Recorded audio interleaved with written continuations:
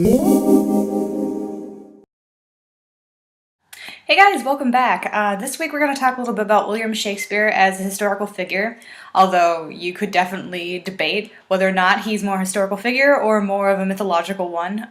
He's really interesting in terms of the information we have about him as a person, because we don't have a whole lot of records about his life, which is not because there weren't good record keeping at the time, but just because whatever we have about him has either mysteriously disappeared or has just been lost over time. So what do we know about William Shakespeare? We know that he was christened on April 26th, that's what the records say, but his birth has been attributed to April 23rd.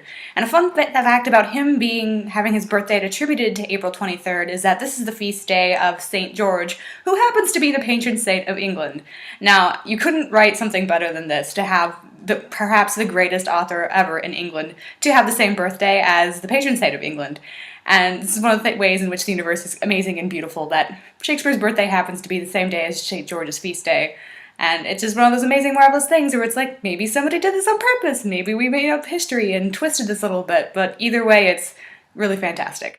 So more fun facts about Shakespeare. His name is spelled variously throughout the records we do have, and it's never actually spelled the way in which we see it today. Usually there's an E left out, there's some strange little manipulations with the vowels. This was probably pretty common at the time because English at that time had a slightly different spelling than we have now.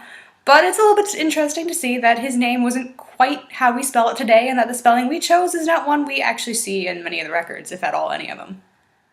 Shakespeare was also an actor as well as a playwright, and sometimes there's certain roles he's attributed to. One that is thought that he played was the ghost in Hamlet, which, if that'd be amazing to see, think that if you lived at that time, you could have seen Shakespeare perform in his own plays. He was also very much a celebrity at the time that he was writing.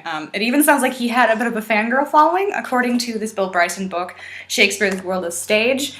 He has a little section here where he discusses that, and he says, "A little later, the date is not certain, a play called The Return from Parnassus, Part 1 was performed by students at Cambridge and contained the words, 'Oh, sweet Mr. Shakespeare, I'll have his picture in my study at the court,' suggesting that Shakespeare was by then a kind of literary pin-up." So it's really fun to think about what celebrity culture would have been like then, what he would have been like. He was a very, very popular playwright, performing for nobility, and obviously he had his own theater, which was a big deal at that time.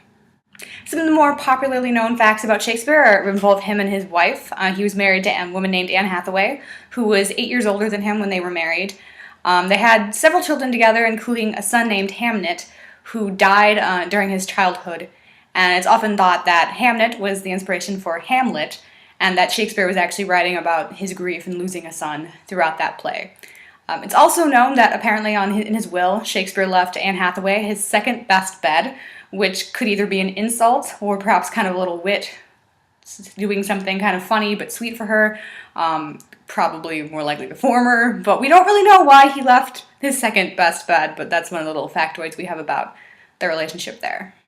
And of course, you can't talk about Shakespeare without talking about whether or not he actually wrote his plays. One of the biggest areas of discussion is who William Shakespeare possibly could have been if he wasn't really William Shakespeare, and where his plays came from. There's a whole list of people who are attributed for otherwise writing his plays, such as Christopher Marlowe, Francis Bacon, the Earl of Oxford, and even possibly Elizabeth I.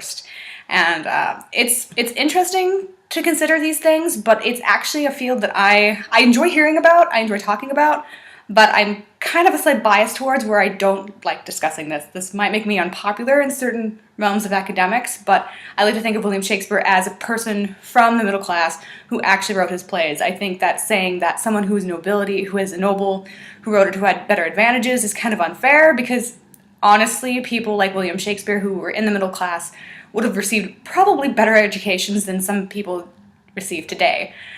They would have been trained in translation in Latin and Greek, and there's absolutely no reason why someone in the middle class couldn't have written the plays like Shakespeare did. Now, the fact that he wrote them so well is, of course, a marvel, but I think that really goes back towards more having skill and talent and just spending a lot of time writing and working, and has nothing to do with class. However, that makes discussions of Shakespeare's authorship nonetheless interesting. I'm still really fascinated by it. There's a great little play by Mark Rylance called I Am Shakespeare, in which he discusses about possible authors of the play, including Francis Bacon. And let me just take a quick look here. and Edward de Vere, this Earl of Oxford. So yeah, it's a great play, and it's really interesting, and kind of just interesting to consider that maybe the person we thought Shakespeare isn't actually who we believe him to be, which really goes back to how we personified him popularly and how there is more about him that's mythological than factual. And as Bill Bryson describes, he's kind of become more of a academic obsession more than a historical figure, which if that's that's probably very true. I'm definitely obsessed academically, and I'll be the first to admit that. So this has been a really rough and gritty version of Shakespeare. There's way more you could talk about, way more detail to go into. There have been entire books written about his life, entire movies, the people doing research, as Bill Bryson says in his book. There are more people studying Shakespeare now than there have been at any point in history.